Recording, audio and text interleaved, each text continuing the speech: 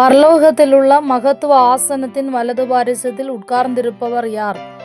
ஏ தேவதூதர், B குமாரனாகிய கிறிஸ்து, C பிதாவாகிய தேவன், டி பரிசுத்தர்.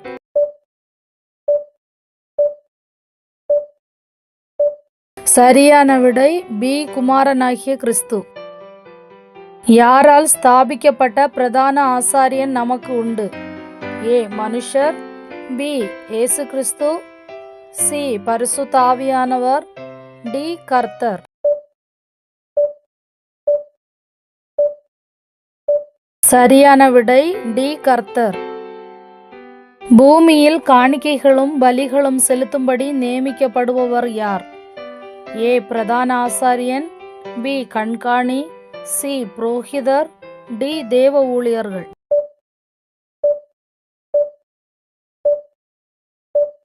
சரியான விடை ஏ பிரதான ஆசாரியன்.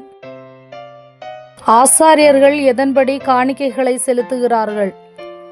ஏ மன விருப்பத்தின்படி, பி தேவ தீர்மானத்தின்படி, சி நியாய பிரமாணத்தின்படி, டி இரக்கத்தின்படி.